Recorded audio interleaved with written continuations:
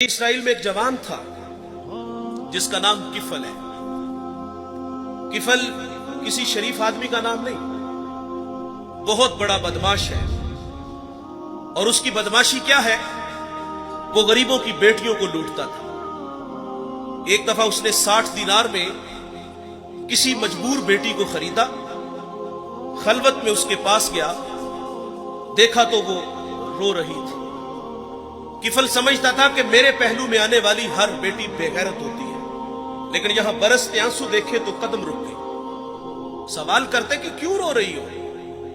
اس نے کہا کفل میں شوق سے نہیں آئی، مجھے بھوک تیرے تک کھینچ لائی ہے، مجھے غربت تیرے تک کھینچ لائی ہے۔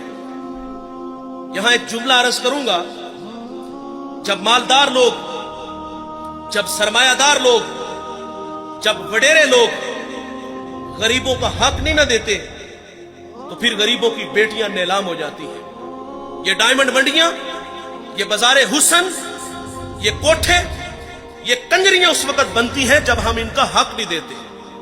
آج فخر ہے کہ بہت بڑے جگیردار ہیں، بہت بڑے زمیندار ہیں، تجوریاں خزانوں سے بھری ہوئی ہیں، اور ان کے ہم نے منہ بھی کھولے ہیں، پیسہ پانی کی طرح بہاتے ہیں، معاشرے میں ہم دریا دل مشہور ہیں، لیکن دولت کہاں لٹاتے ہیں؟ جہاں نفس کو حظ ملتا ہے۔ میں ایک دیہاتی ہوں، ہمارے دیہاتوں میں میلے ٹھیلے کا ماحول ہوتا ہے۔ کتوں کی لڑائی آئی تو 50,000 وہاں دے دیا، کرکٹ میچ آیا تو 1 لاکھ کا انعام وہاں دے دیا۔ جہاں نفس کو حظ ملا ہم نے دولت کا منہ وہاں کھولا، اور جہاں دولت لٹانے سے رب راضی ہوتا ہے، اس کی رحمتیں برستی ہیں، وہاں غفلت کی پٹی۔ وہ کیا کسی شاعر نے کہا تھا کہ دیکھا ہے میں نے شہر میں کوڑے کے ڈھیر پر 2 بچے لڑ رہے تھے فقط ایک بیر پر، فصلوں کو کاٹتے کچھ ٹوٹی چوڑیاں، کچھ بک گئی ہیں دوستو گندم کے سیر پر، اور گندم امیر شہر کی ہوتی رہی خراب، بیٹی مگر غریب کی فاقوں سے مر گئی۔ اور محسن نقوی کہتا ہے محسن یہ غریب لوگ بھی تنکوں کا ڈھیر ہوا کرتے ہیں، کبھی پانی میں بہ گئے تو کبھی ملبے میں دب گئے۔ اور اللہ نے آپ کو دولت سے نوازا، دولت وہاں دو جہاں دولت لٹانے سے رب راضی ہوتا ہے، اس کی رحمتیں برستی ہیں۔ ہمارے گجرانوالہ دھلا چوک پہ ایک بوڑھا دن دہاڑے آٹے کا تھیلا اٹھا کے دوڑ لگاتا ہے، نحیف تھا، 2 قدم چلا کے لوگوں نے پکڑا اور خوب زد و کوب کیا، اور بعد میں سوال کیا کہ بوڑھے یہ جرت کیوں کی؟ تو وہ بوڑھا رونے لگا۔ وہ کہتا ہے 1 ہفتہ ہو گیا مجھے اس چوک میں آ کے کھڑا ہوتا ہوں مزدوری کے لیے، اور مجھے بوڑھا سمجھ کے لوگ چھوڑ کے چلے جاتے ہیں۔ ہفتہ ہو گئے بچے بھوک سے مر رہے ہیں، آج ان کی بھوک دیکھی نہیں گئی تو چوری پہ جو ہے وہ آمادہ ہوا، اور دولت یہاں لٹاؤ۔ یہ نوائے وقت میں ایک خبر چھپی تھی، کمالیہ کی بیٹی وہ شادی کے قابل تھی، ایک رشتہ ملا، ادھر سے بارات آ رہی ہے، ادھر بیٹی والے تیاریوں میں تھے۔ ہمسائیگی میں سے کسی نے شرارت کی کہ جس کے گھر میں آ رہے ہو وہ اپنی بیٹی کو چند جوڑوں کے سوا اور کچھ بھی نہیں دے سکتا۔ بارات وہیں سے واپس چلی گئی تھی۔ بتاؤ اس بیٹی کے دل پہ جو کچوکے اور زخم لگے تھے اس کا مداوع کس نے کرنا تھا؟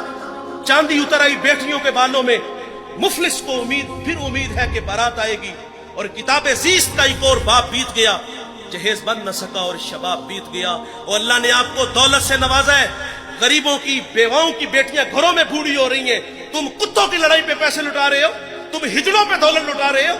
اگر دولت لٹانے کا شوق ہے تو معاشرے میں پھیلے ہوئے دکھ دیکھو، یتاما مساکین پہ دولت لٹاؤ تاکہ تم خدا کی رحمتوں کے مستحق ٹھہرو۔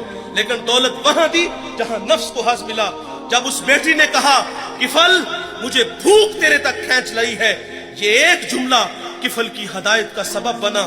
دل کے آئینے پہ چوٹ لگی، کفل رونے لگا، ہاتھ جوڑ کے کہتا ہے بہن مجھے معاف کر دے، تو جس عزت سے آئی ہے اسی عزت سے واپس گھر چلی جا، اور میرے لیے دعا کر کہ میں بڑا ہی کتا انسان ہوں، اللہ مجھے معاف کر دے۔ وہ بیٹی گھر چلی گئی، اور ادھر تقدیر کا قلم چل گیا۔ اسی رات کفل کو موت آ گئی۔ صبح ہوئی تو زمانے نے کفل کی دیوار پہ یہ لکھا ہوا پڑا تھا کہ اللہ نے کفل کو معاف کر دیا ہے۔